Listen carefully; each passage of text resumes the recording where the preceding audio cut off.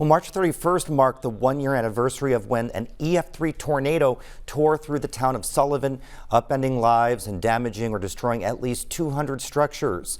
Clayton Baumgarth spoke with those who lived through the disaster, as well as town officials, to see how Sullivan's recovery efforts are going. It appears life is starting to return to normal in Sullivan, with new homes popping up in what was once a path of destruction. But the scars are there. In some areas, piles of debris are still present. In others, trees stand broken and bent. The biggest scars, though, remain in the minds of those who lived through the disaster. We have a bedroom downstairs and we just go sleep downstairs. There's just days that I just have to. I can't. And I know most of it's just mind over matter, but I can't quite get past it yet, you know. The Cole family, like others in Sullivan, lost everything last year. While sheltering in their basement, their home collapsed on top of them, leaving only a small gap for escape. When they got to the surface, they saw that everything on their farm was destroyed. The next day, volunteers started showing up to town to help everyone they could. I think at one time we had like 6 skid steers, 3 excavators.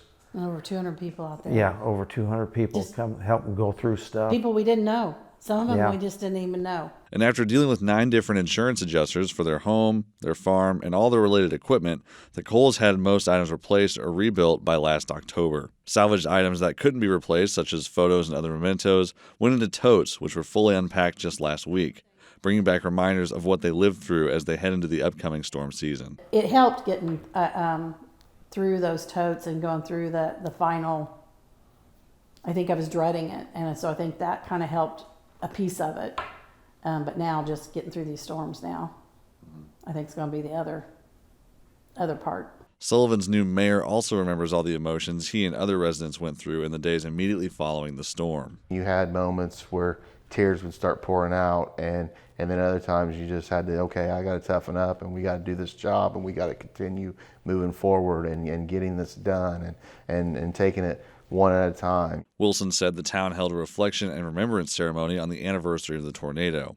3 benches at the town park were dedicated to the names of the 3 residents who died that night. The mayor was thankful to FEMA, the various congressmen and government officials, and state agencies who arrived quickly and got to work for residents. They brought help. They brought, departments down to set up here at the city hall and made new identification cards, birth certificates, everything that you really don't think of, Wilson says that some folks, like the Coles, are nearly back to their pre-tornado lives. People are getting settled back in. They'll never get back to that point they were before, but they're getting close to it. But we still have those that are still out there far from being comfortable. The Sullivan County Long-Term Recovery Coalition was formed in the months following the event to keep helping those in need. To date, they've had $1.2 million donated and helped make connections with businesses to donate furniture, lumber, and other necessary items to survivors. Today, 31 cases remain open, down from 162 in the immediate aftermath. Needs range from still need a place to live to I still have debris in my yard.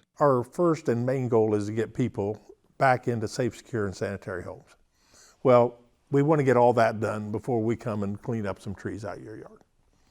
But we'll keep your case open. Orwig says they've been able to assist in the direct rehoming of 22 cases. On 5 of those, the coalition acted as construction manager. For others, they helped residents purchase new homes. Others may have received money from FEMA or their own insurance companies to pay for the cost of recovery. I think we've had excellent progress.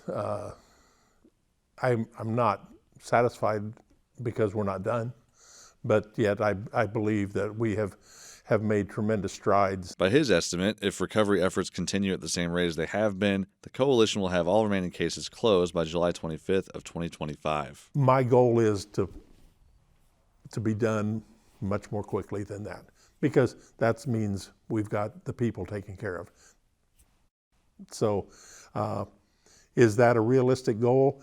I think it is. Maybe by that time, the physical damage will be healed and the moving on can begin for those who need it most. For Indiana News Desk, I'm Clayton Baumgarth. The coalition says a gift of 490 trees from the Arbor Day Foundation and the Indiana Department of Natural Resources will be planted throughout the town on Arbor Day. Orwig says it will help bring life back to non-residential areas that were affected by the tornado.